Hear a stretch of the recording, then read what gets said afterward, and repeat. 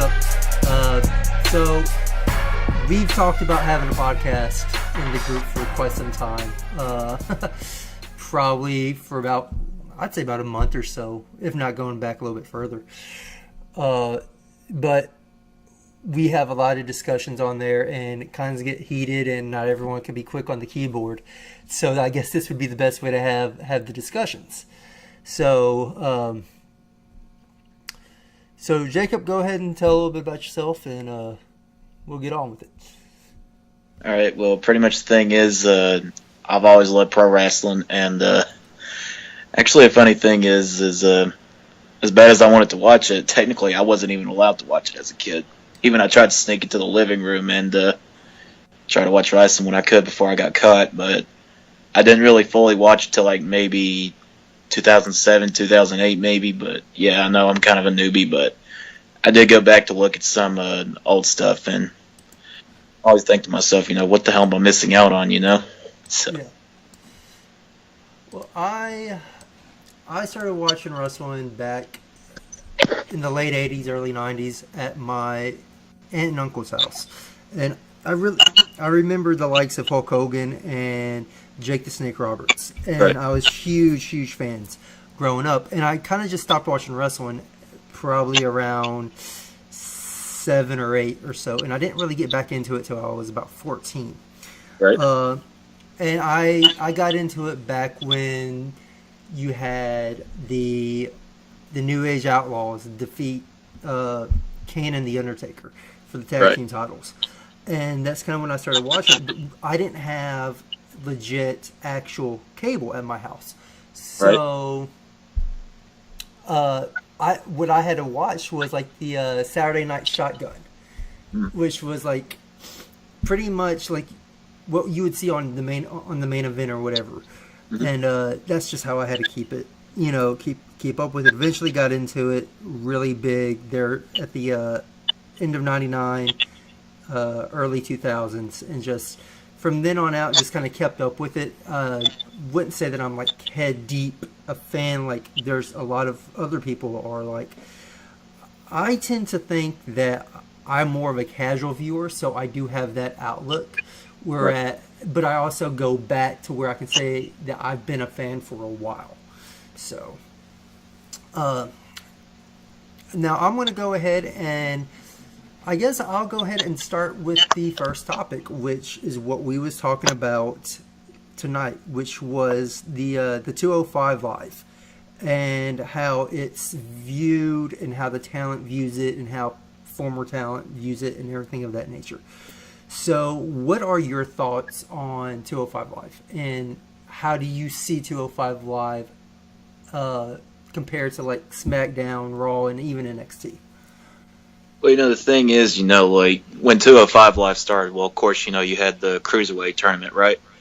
Yeah. And, I technically didn't get to see that because, of course, I don't have the network, but I'm still working on that. But I've seen how, they basically show like passion and all that, like basically what you see in the Indies and NXT and all that. But just basically how someone mentioned earlier, like the second that Vince put it on Raw, like pretty much everybody calls that, like bathroom break matches and all that. Basically what the Divas matches were back in the day.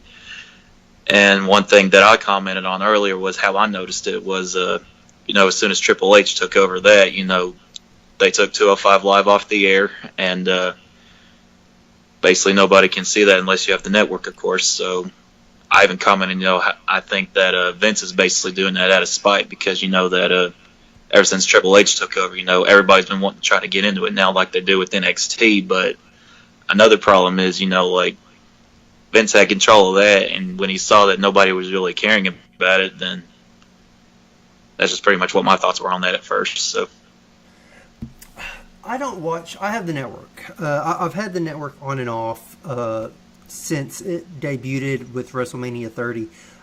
Right. Honestly, I've never really been a big fan of 205 Live. It's one of those things to where I enjoy that the content's there if I ever want to watch it. If I want to watch 205 Live, I can just go and look for it on the network.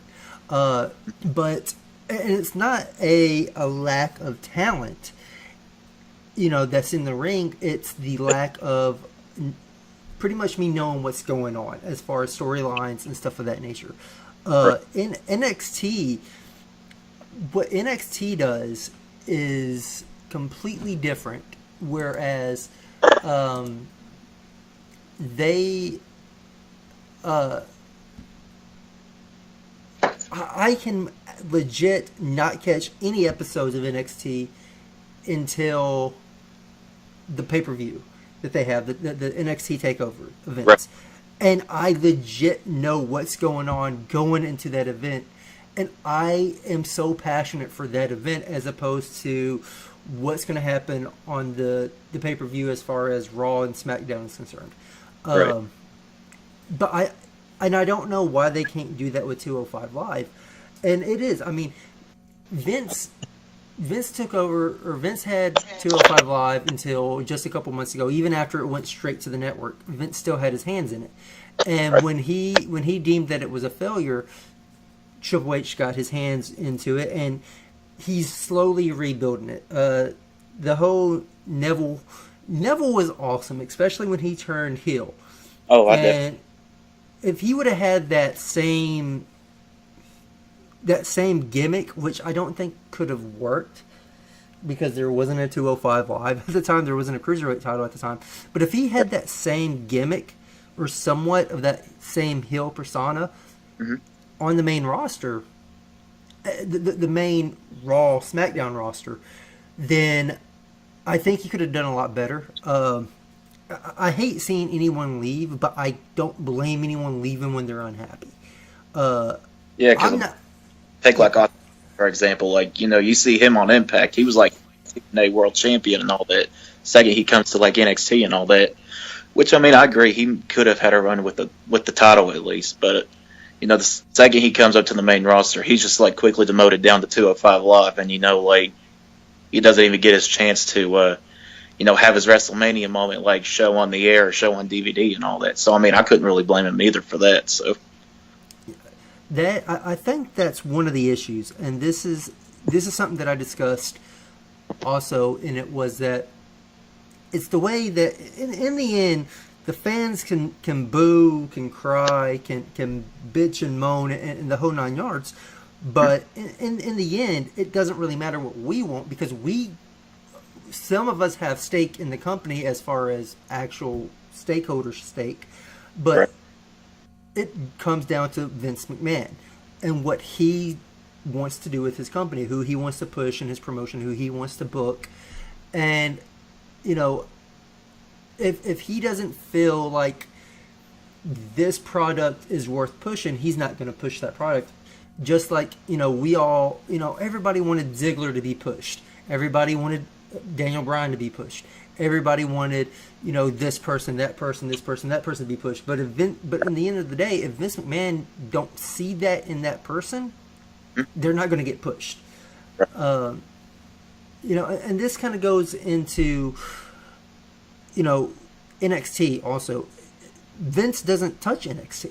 That's all Triple H. And right. Vince McMahon don't touch NXT because NXT loses money. Regardless of how much we love and enjoy NXT, how much we love the takeover shows, and you have to, I don't know if we can see the numbers, but if you could go and see the numbers, I would honestly probably say that your NXT takeover shows are probably more viewed, or you have people that go back and rewatch those shows as opposed to the main roster pay-per-views. Right. Just because in my eyes, it is the better product. Triple H, he's corporate now. Let's face it, he's head of the line to take over the company. So he's going to put a corporate spin on everything.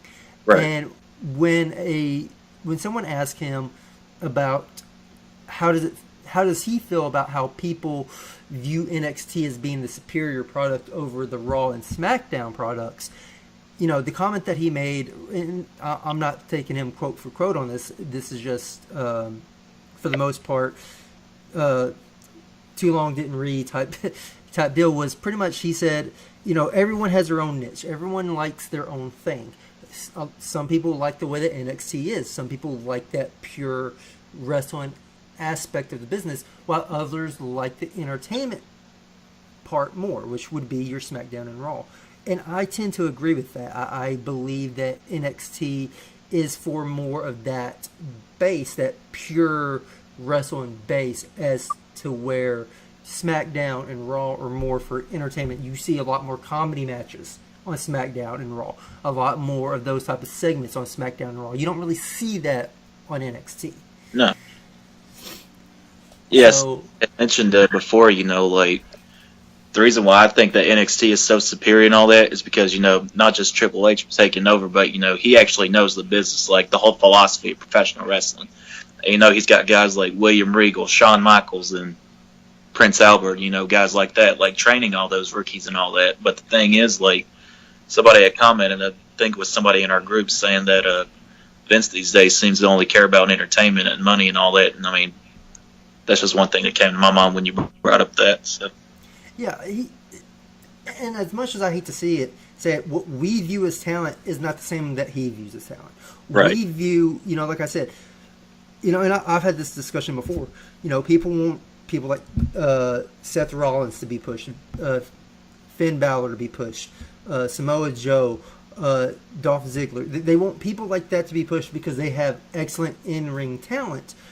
But Vince don't see them like that. Vince don't see Daniel Bryan as talented as we see him. Right. He doesn't see the star power. Well, we see the in-ring talent. He doesn't see star power. That's the reason why that and the concussions. I don't think Daniel Bryan will ever be pushed back to that level that he was at WrestleMania 30. I don't ever see it happen. As much as I would like to see it happen, because I do think he deserves it for as much time and effort that he puts in, I just do not see that happening. As far as people like 205 Live, he if you're not like 6'2" or 6'5" and weigh 260 pounds, he just isn't going to push you like he's going to push somebody else. And let's be realistic here. The whole origin of professional wrestling is rooted in like what we like to think of what the gladiators were back in the day. Right. These huge titans going at it for pride, for the sake of just living. We can pay $5 to go outside and see a bunch of crackheads fight. I mean, it's Vince has given us what the people for years have always wanted, which is these big, larger-than-life stars that you don't always see. I mean, how many people do you go through, when you go to work or go out in Walmart or whatever, how many people do you see that's like Triple H, that's like The Rock, that's like Austin, that's those type of characters? How many times do you see those type of people out in the world? I don't see them very often. I don't either. So when we view our TVs, that's what we're viewing. I mean, do you watch a horror movie just to watch Plain Jane go around stabbing people? Right. So just like as part of us, as much as we go to watch the art form happen in the ring, the storytelling in the ring, we also have to get invested in the characters. Right. And this brings me to Roman Reigns. Roman Reigns is, as much as I don't want to say it, because I know I'm going to get a bunch of backlash on this, right, probably from you, he is today's John Cena. I agree with you on that part. So I see him as being very... He splits the crowd. You have your women and your children cheering for him, and you have your men booing him. But I don't think that when people boo Roman Reigns, I don't think they're booing him. I think they're booing Vince. But Vince isn't getting it. Yeah, that's what I'm saying. I have no problem with Roman Reigns.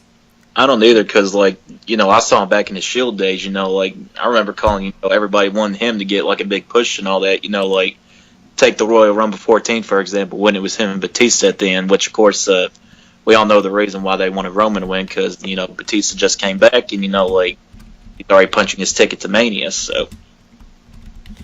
Right. I don't. I don't blame him because I think what he does is great in the ring. He can have some awesome matches. He has some blow for blow matches. I mean, look at the stuff he did with Braun Strowman. Look at the stuff that he's done with Samoa Joe. Just stuff that he's done with other wrestlers is pretty good in the ring. His promo skills, no, they're not the best. He's no Rock. He's no Austin. He's no Triple H. Right. But I don't see that as a bad thing because everyone has their own promo style. He just has to find his. What everybody hates, and this is what I agree with the most part, is the way that they push Roman Reigns. I agree. I think so many, like, one of the reasons why people love Dean Ambrose, the reason why people love Seth Rollins, is because, and while they all came from that crop, granted, Seth Rollins and Dean Ambrose, they were quote-unquote indie darlings before they made it to FCW or OVW or whatever developmental territory that WWE was running at the time, and right. into NXT and eventually onto the main roster of S.H.I.E.L.D., they worked their way up. They went from, debuting, getting some sort of small title, and then just working their way up. Right. Roman Reigns was pretty much, as soon as the Shield broke up, all right, here's your guy. This is him. This is what you're going to get. Just, that's it. And it's been like that nonstop. The same, John Cena, he was good and people enjoyed him when he was world champion because he did that same thing. He came in, he debuted against Kurt Angle. He had an awesome U.S. title run, as his first title. And then he beat Bradshaw for the world title. And he had awesome feuds with the likes of Undertaker, Kurt Angle, Brock Lesnar. He had these awesome, feuds that helped define who he was. But Roman Reigns hasn't had any of that. They've booked him as, this is your guy, this is the new John Cena, have at it. And I don't agree with that. I don't like how they've booked him, but I don't blame him. I blame the booking. I don't blame him on how bad any of this has been, honestly. So. Right. Like, the way I see it is, as soon as the Shield broke up, at least give Roman some time, have a run with, the U.S. title, the IC title, or another run with the tag titles with Ambrose or something like that. Let him build his way up, and it's just the Shield broke up, boom, he's already in the main event, but, I think in my view, what really caused this to happen was, he was supposed to have that match that Rollins at Night of Champions, but he couldn't do it because he had that hernia incident and all that. But, for the Slammy Awards, they chose him as the Superstar of the Year, and then, of course, he wasn't really around to do much, and then, Royal Rumble 15 comes by, and, of course, that's when Daniel Bryan came back from a big injury, and, and another thing I noticed was, winning the Royal Rumble was pretty much, Daniel Bryan's only accomplishment that he hasn't even achieved yet. But, since he came back and, everybody wanted him to go and to reclaim the world title because he basically never lost it.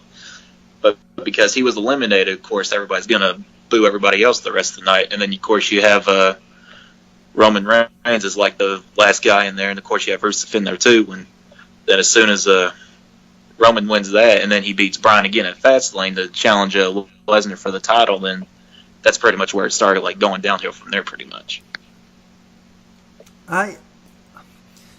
My thing with Roman, besides, his promo skills aren't the best, but I feel like he just needs to find his niche. I feel like he needs to just find his path.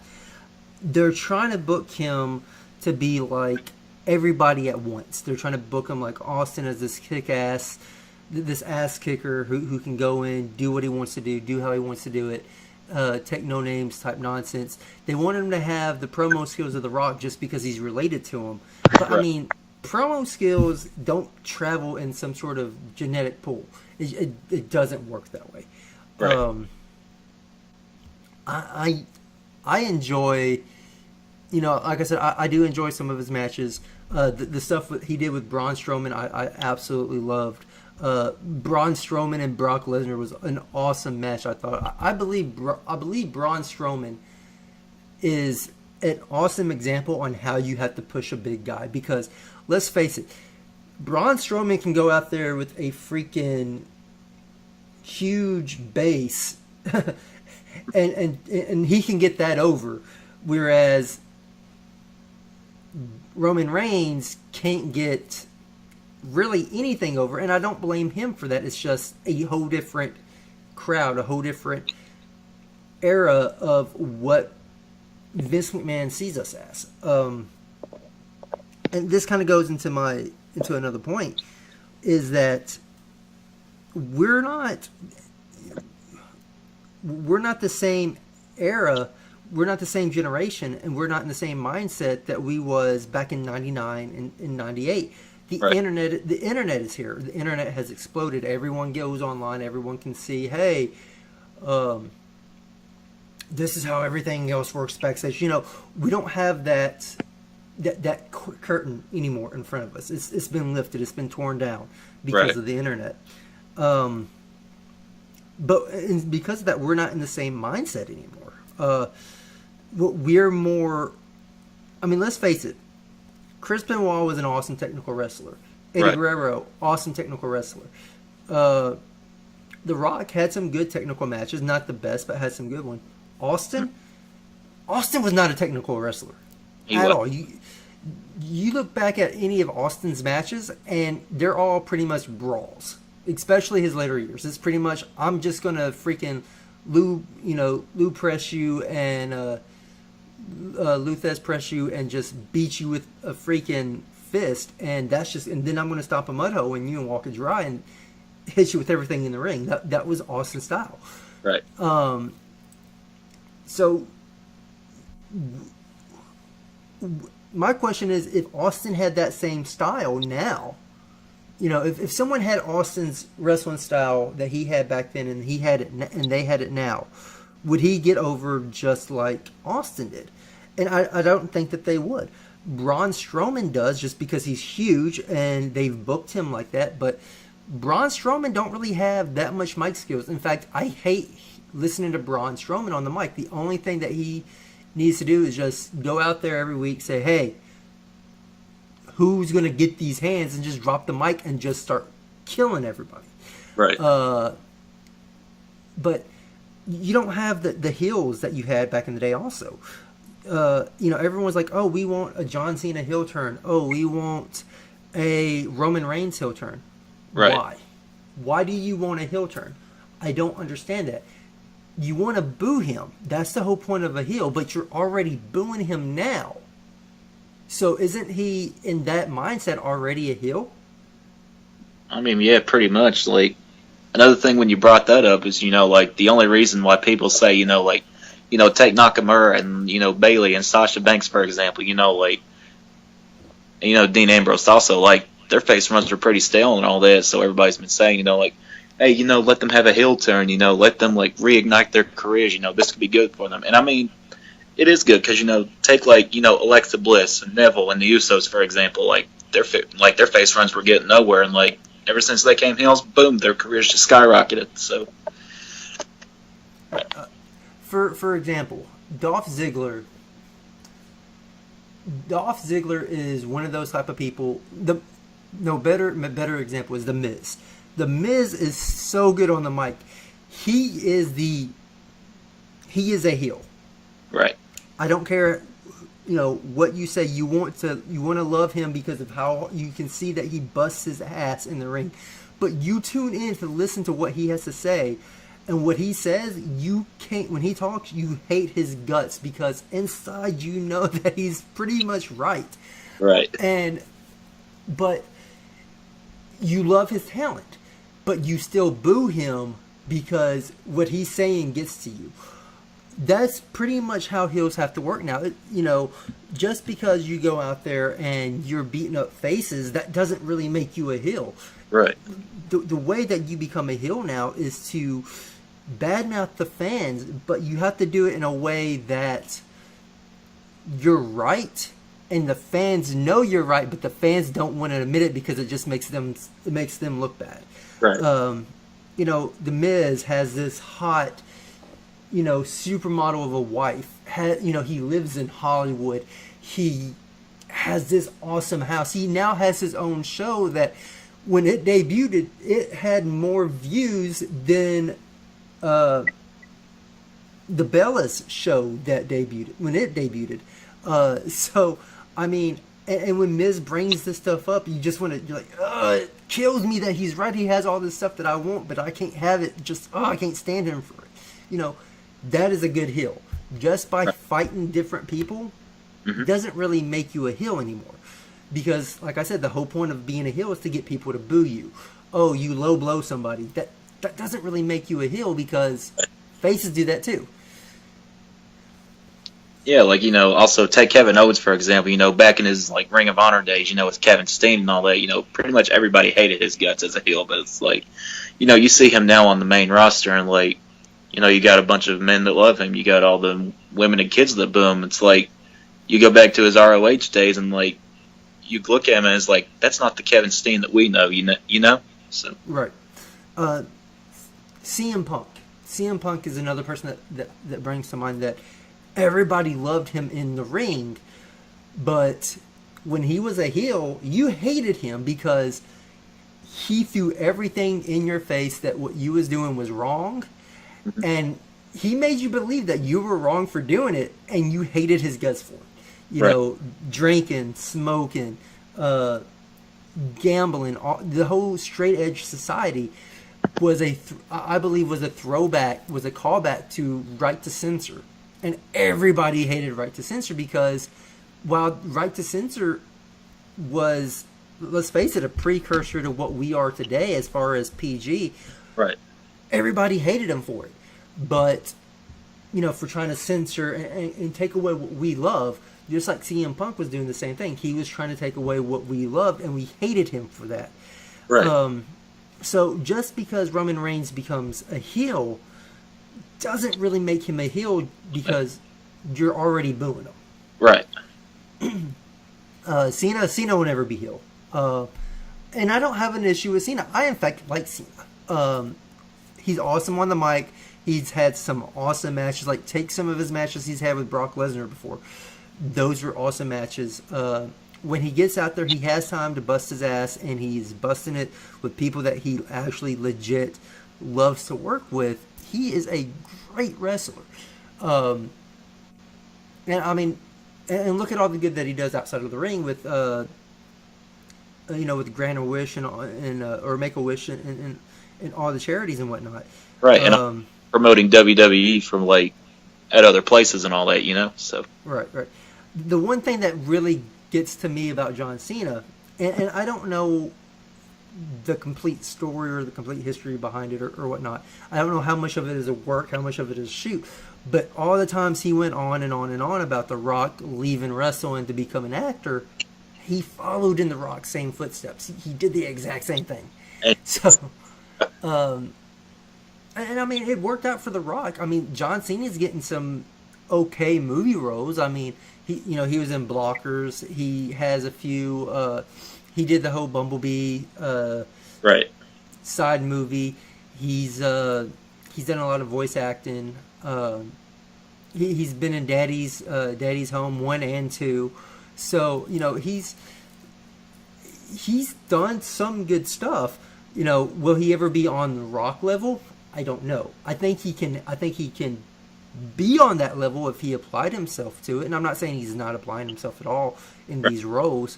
I just don't think he has enough stuff under him at the current moment to where he can apply for those better roles and stuff of that nature. But, yeah, we're getting way off a topic. We're getting to Hollywood now. Roman Reigns. I don't hate the guy. I appreciate his work. I appreciate what he tries to do. He tries to put over what he's being given to put over. He can't help going out there, and before he goes out there, what he's given is from Vince is crap. And that's what he has to work with. I mean, a lot of people think that Roman Reigns has all this pull because he's the guy. Roman Reigns is, while he may be the guy, it doesn't seem like he has a lot of say in the company. Right. It's not like Hogan. It's not like Austin. It's not like, stuff like that. If you go to work tomorrow and your boss tells you to do something and you don't want to do it, what happens if you tell your boss no? And you're basically fired pretty much. So Yeah, you're fired. And it's the same concept. Roman Reigns has a family he has to support. Roman Reigns needs this job. So, excuse me. Roman Reigns needs this job. Roman Reigns does what his boss tells him to do, just like any of us does. So for the people that hate him because he's he does that, he does what the boss tells him to do, and he puts on the performances that the boss tells him to put on. You can't really hate him for that. Right. Yeah, just like Michael Cole, everybody calls him a tool. Why? I of course, I don't care too much for Michael Cole, but I'm indifferent. I don't really care for him. I don't care against him. Granted, I loved the announced team of JR and the King back in the day. I really liked JR and Heyman when they were announcing together during the whole invasion thing, and even before the invasion happened, invasion angle happened. But that's what I grew up on. So that's what I like. I don't, I think 3-man booths are too much. I don't agree with the 3-man booth. I don't think it helps anything at all. You have too much bickering back and forth. Right. But I don't blame. I can't get mad at Michael Cole because he's doing what he's being told to do. He's pushing what they tell him to push. He's a salesman. Right. Everyone in that ring is a salesman. They are selling you a product, and they're making you tune into it. If you work in customer service and your boss tells you, hey, we need to sell, for example, a bunch of us are gamers, and if you work at GameStop, you're gonna, your boss is gonna tell you, hey, you need to push this game, you need to push this product, we need to sell bunches of this a bunch of copies of this product. That's what you're gonna do to keep your job. Just like Michael Cole is gonna push it as much as he's pushing it because that's what he's told to do. Because he is the voice of Raw now. He is the new, and I don't say he is JR, but as far as the hierarchy of things, he is the JR now of this generation, of this era. Right. So you cannot be mad at him for that. So, just like, with him pushing stuff, let's get to the next subject matter, the all-women's pay-per-view. There was a bunch of back and forth in the comments when it was announced on Monday. Right. About people, they wanted, new titles. Right. They didn't want to, not that they didn't want an all-women's pay-per-view, they just felt like having more titles would elevate the division more than an all-women's pay-per-view. What are your thoughts and feelings on that? Well, I mean, here's my point on this. Like, don't get me wrong, I am impressed with you, like, how the women's, like, division moved and all that. Because just like I mentioned back in the day, like, everybody called them, like, bathroom break matches because pretty much all it was just, women in comedy matches, or they wrestled for, like, 30 seconds and then, boom, it's gone. And then, and of course, you had, like, the bra and panties matches or the pillow fights or food fights and something like that. I mean, yeah, don't get me wrong, I'm impressed with that. But, like, one thing I don't understand was, like, with you bringing up, the new tag team titles and all that for women and all that, and, like, that just kind of got to me because, like, you basically have more women on Raw than you do on SmackDown. And so, like, how are you going to be able to, like, fit more titles onto that? And, like, I even read a rumor that, they were going to put, like, women's U.S. title, women's intercontinental titles in there, which I don't think it could work either because, like, you can't even keep up with, like, these titles and all that with, like, less of these women on there, so. It's, so for the ones that are all, I'm not saying that, the women's division don't need more titles. I'm not saying that the women's division is trash. I'm not saying that they shouldn't have some sort of spotlight put on them. Right. But I want you to look at New Japan. how many titles does New Japan Pro Wrestling have? I don't know, but also it's safe to say that I'm not a huge fan of New Japan as well. So that's another reason why I don't know. But they have titles everywhere. They have light heavyweight tag team titles. They have heavyweight tag team titles. They have a heavyweight title. They have a junior weight title. They have all these different titles. And while they have a huge, huge roster that can support those titles, I think the more titles you have overall, the more it devalues the overall title picture. I believe like, the women... Go ahead. Like, also, if you look at it this way, you basically have the Raw Women's title already, the SmackDown Women's title. It's like, you basically put the same, 4 women in there. There's, a bunch of women who, have their moment to shine and all that, but, everybody pretty much backstage and is intrigued with oh, hey, look, Bliss won the title. Let Nia Jax take it from her again. Or, oh, hey, Becky's back. Let her have the run with the title. There's other women who deserve it. And that's the thing, though, they just lose track of the women pretty much, and they just pretty much focus on, a certain storyline, while the rest of them are just in squash matches pretty much, so. Right. I think this was what I was saying in the comments. And hopefully I can get it out better over the air than I could in the comments. You don't have the strength, you don't have the depth, not of talent, but of personnel on either roster, both SmackDown or Raw, to really support having more titles. And truth be told, you really don't have the depth to really support the titles that they have there now. This was an issue that has stemmed back for years in the WWE, because how talented actual wrestling women were perceived inside the company of WWE. Unless you have this certain look, we don't want you. Unless you can be in a swimsuit magazine, we don't want you. We don't care about talent. And that's what you brought up, was that a lot of times back in the day, women's matches were seen as the bathroom breaks. Right. And that's not really the case anymore. There has been a lot of emphasis on women and the women's division. Right. But the problem was, it's taken so long for women with any actual in-ring talent to come forward back into WWE. Right. You have a very shallow talent pool to make one division, let alone 2 different divisions out of your Raw's women's division and your SmackDown women's division.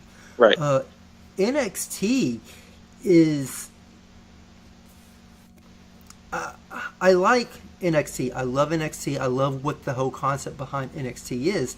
Right. The problem with NXT is, unless you have a name behind you, mm-hmm.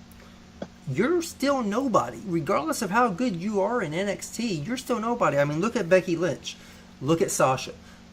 Sasha was, all right, so take Becky Lynch, take Bayley, take Sasha Banks, and take Bayley. Take all 4 of those women. The 4 horsewomen of NXT, if you will, and compare them to their runs in NXT compared to them now on the main roster. Right. Becky is... No one cares about Becky anymore. Nobody cares. Sasha, people don't care that much for Sasha, but she still has more weight behind her as to Bayley. Bayley has been completely destroyed. Right. As a character. Same with Becky Lynch. Charlotte Flair, all this huge momentum. Even more now that she beat, it doesn't matter as much because Carmella did the same thing, but she beat Asuka. Right. But the difference is, look at who actually, the names of these women. Sasha Banks comes from a family that has ties to a celebrity. Her cousin is Snoop Dogg. Right. Charlotte Flair has ties from Ric Flair. Is his, they're related, daughter and father.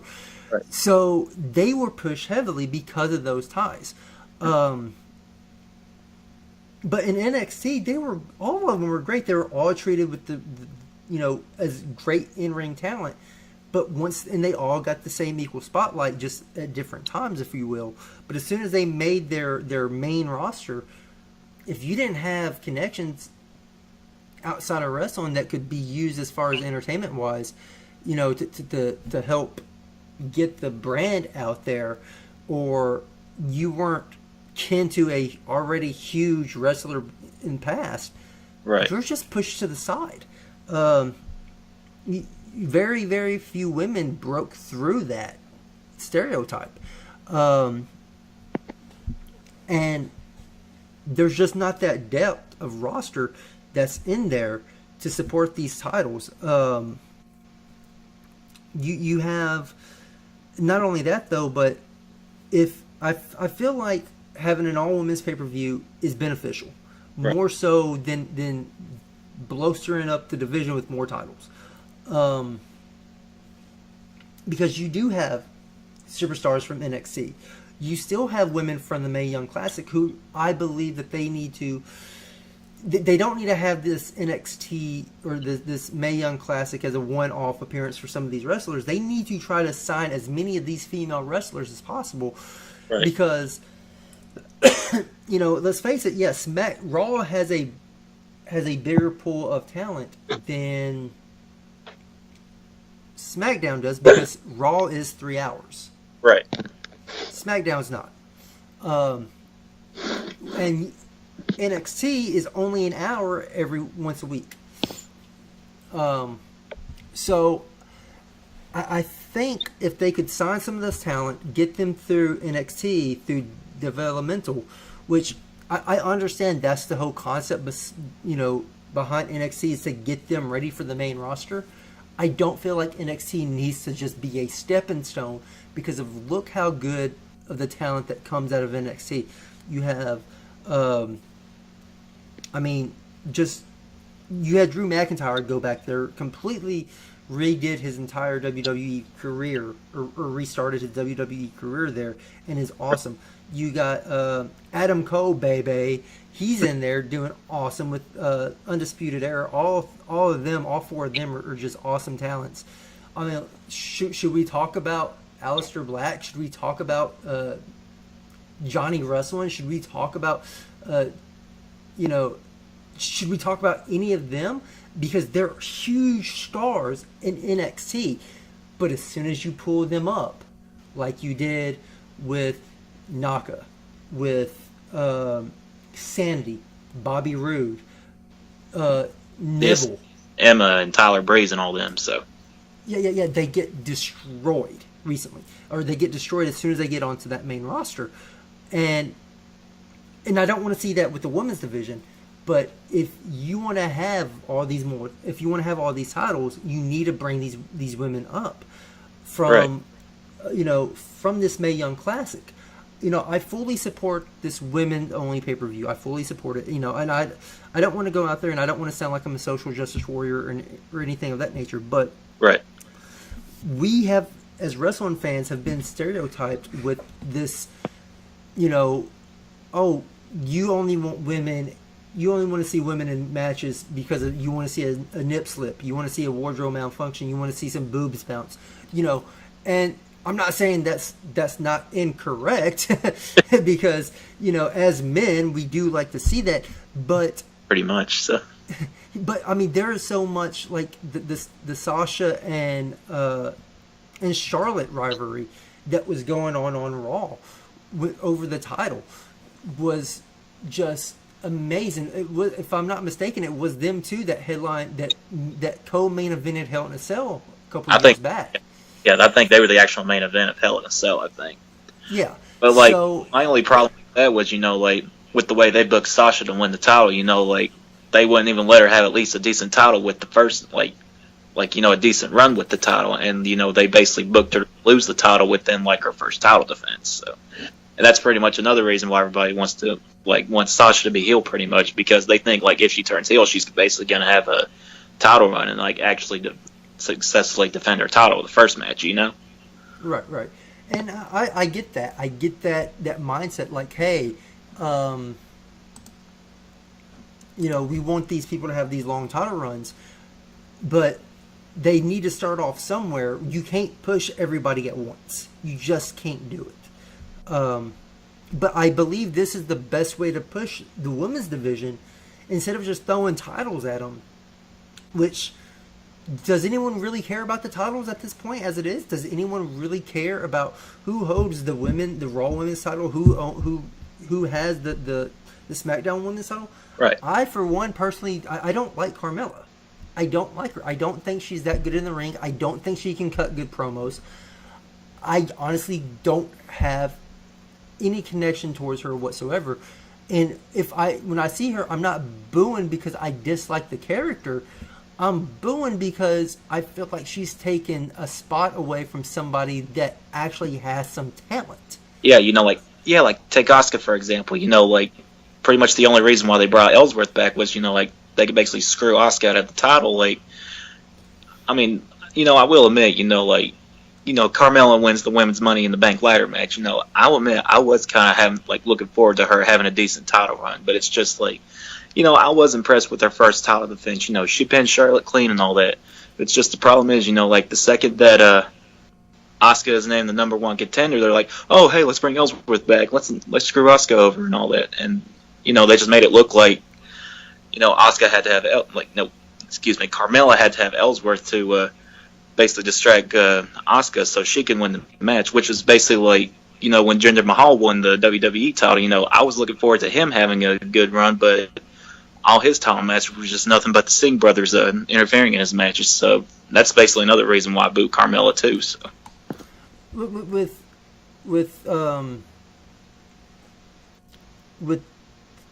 Carmella, she's won. If I'm not mistaken, she's won both Money in the Bank. Or no, she won first time. Yeah, but then they had to redo it because nobody was with the ending of that match, so they redid it on SmackDown. So. Right. Because we've had, technically, if you want to call it, 3 women's Money in the Bank matches. And I mean, Money in the Bank is a whole different thing I can talk about. I love the concept behind it, but I think it's been so watered down now because they do push. Like, for instance, Braun Strowman, it doesn't matter who wins the number one contendership match. I don't need to be a part of any of these triple threats because I have the Money in the Bank. What made Edge's Money in the Bank cash-in, the very first ever Money in the Bank cash-in, so good, everyone forgot that he had that contract. Right. That, and nobody realized how it worked. I was always under the impression that he automatically got a title shot, but you had to, give a notice, like, hey, I'm now the new number one contender for your title. We're gonna have a match at such and such date. I was always under the concept of that's how it worked. Right. The impression of that's how it worked, and not, oh, I'm gonna go out here whenever. But with the Money in the Bank, they have made it to where they throw it down your throat so much that these people have the Money in the Bank briefcase. They can cash in at any time that you now expect it. So it's not that big of a shock when it is cashed in. When Bliss cashed hers in, that was a shock because nobody expected it to be cashed in right then and there. Right. So... But the problem with that, you had, don't get me wrong, I do like Rousey and all that, but the problem is, she had her debut match, WrestleMania, don't get me wrong, I have been impressed with her in-ring work and all that, now she's hard to get up there, but the one thing I had an issue with was, she just had one match, and then all of a sudden, now she's the next number one contender for all women's title, Right. And I like how she's pushed, and she needs to have that chase. She needs to have that chase for the title. And I think the chase for the title is more exciting than keeping the title. Right. And I think that's the same mindset backstage. That's the reason why you rarely see long face runs with the title. I am expecting AJ Styles to go heel here shortly because he's held the title for so long as a face. I'm just expecting it to do like a heel turn, a la CM Punk did when he turned on The Rock. But yet again, there's really no reason for AJ Styles to turn heel while he's champion because, like, back when Punk turned heel, like, he basically had a good reason why because, actually I do take that back. Styles could have a good reason for turning heel because, like, compare both of those two. Like, they were both WWE champion, but the problem was, you had, like, John Cena and Roman Reigns, like, main eventing all the pay-per-views and all that because, like, just the other day on SmackDown, Paige called the WWE title, the most important one, and that was when I commented, like, if it's that important, like, then why is it not in the main event and all that? Why were John Cena and why were Roman Reigns given the main event if they're not the ones chasing after the title, pretty much? So, right, and that's, and that kind of goes back into the whole mindset where we're going to push who we want to push. It doesn't matter, we're going to use titles as a prop, and that's what they're going to be used for. And that goes back to that's going to go right back into the whole women's thing where we're just going to throw more props at the division hoping that they'll make, it'll booster up the division. No, that's not what you do. Why not use this pay-per-view to bolster up the talent pool, to introduce a lot more women to the roster? Because let's face it, NXT loses money. right, It loses money, and it's not on network TV. It's on the network. right, A lot of people already are watching. Not including a pay-per-view, your casual viewer of WWE watches 5 hours of wrestling. right, That's not including any pay-per-views. So that's a lot of wrestling content to absorb within a week. And then if you want to booster in the hour-long 205 Live, the hour-long NXT every week, and now and if you bring in like a pay-per-view that's 4 hours long, that's almost 11, 12 hours worth of wrestling content of just WWE. That's right, a lot for just one person to take in. So you're not going to be able to get all these new faces in a division that you're trying to build up like they're doing with the women's division right, without having this pay-per-view to show them, hey, this is what we have. This is what's coming. You need to watch out for these women. right, They can do that, and then when the divisions on both Raw and SmackDown get better, as far as the talent pool gets better, it gets bigger, and they could give these women more time because you have more women, not the same 4 or 5 women going around in the same storylines because that's all you have on these main rosters. right, Then you can introduce more titles. right. You can introduce, a secondary single title, tag title. I don't agree with the fact that the theory was that they were introduced the tag team titles and it will be defended against both brands.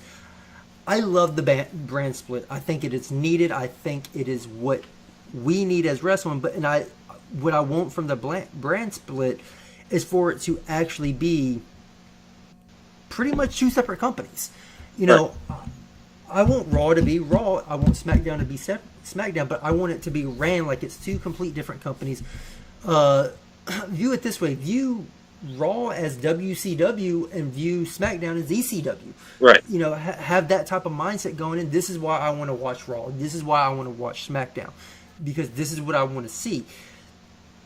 And when you have somebody that's, or a group of people that's just jumping from show to show with the same belt, it kind of takes that away from the brand split. It kind of makes it like, we're back in 2011 now where we're doing Raw Super shows that have both Raw and SmackDown wrestlers on, No, have the brand split actually mean something. Have it legit, have it legitimized by, hey, just because you're on Raw and you hold a title, that doesn't mean you can interfere on SmackDown. No, you're on Raw.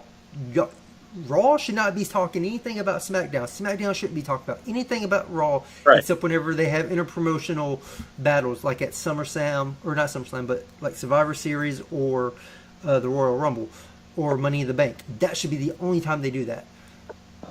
Right. And I believe that still goes with the women as well. They shouldn't be hopscotching and leapfrogging and doing all this nonsense with titles between both brand. Having the titles go from one brand to another. Defending wise, if you're going to do the title situation, if you're going to bolster up the title divisions, you need to have them separate, just like you have the brands. And then, of course, bring more women up, because just like what I also mentioned earlier, say they introduce the women's tag team titles, just like I mentioned earlier, like you pretty much have all the women on Raw pretty much, and you have like 6, 7 women on SmackDown. That's just like saying, that's another thing, since Raw had a women's title, SmackDown decided they needed a women's champion, so they made that. But the problem is, say like for example, like the Raw, like the women's tag team titles go to Raw because they have more women over there. But the problem is, with SmackDown, with having 6, 7 women pretty much, for example, like they make the title, they put them on like the Iconics and all that, and pretty much the only other team you can think of like over there is Becky and Charlotte, and they're gonna face them, then they win. But then who else is gonna face them? It would pretty much be like the Iconics and Becky and Charlotte together, just for God knows how long, and everybody's gonna get tired of it pretty much. So right. It's a very rough situation. Either way you want to look at it, and while the women of the WWE have made strides, big, huge leaps and bounds over their predecessors in previous years as to what we view them as, back in the day, we just viewed them as eye candy. Oh, it's a women's match, it's time to go use the bathroom. The only women that really stood out was, let's face it, like Chyna, Natalia, Ivory, Trish Stratus and Lita and them, and AJ Caitlyn. Yeah. Women that actually had talent, but let's be honest, if they were coming on TV, we wasn't really going to sit down to watch one of their matches either. Right. They was talked about. Chyna, of course, was talked about because she was the first woman to ever enter the Royal Rumble. Right. She was the first only IC champion. I think she might be the only one. I'm not too sure. Yeah, she was. I think it was also booked. She was supposed to be the first ever women's, the first woman to actually win the men's WWE title, or the WWF title back in the day when it was called. Yeah, I remember when that was going to happen. That was, and they never pulled the trigger on it. But that would have been, wow, that would have been one of those mind-blowing moments. But at the same time, it was a whole different era back then. The Attitude Era, where anything and everything was possible. But I believe the all women's pay-per-view is the right step going forward. When you compare, which path to take. Do we have the all women's pay-per-view, or do we have or do we bolster the division with more titles? I personally feel like the all women's pay-per-view is the right path to go down at this current moment. Right. And you can have the all women's pay-per-view happen once a year or twice a year. It doesn't have to be an all the time thing. But I think right now having the all women's pay-per-view just by itself is good to introduce a bunch of the new faces that the casual viewer don't know, and just go from there. And next year, once you've brought up those new faces and people, the casual viewer, have come to know these new faces, right, and now your divisions are bigger and better, then you can introduce the new titles. Right. That's my take on it.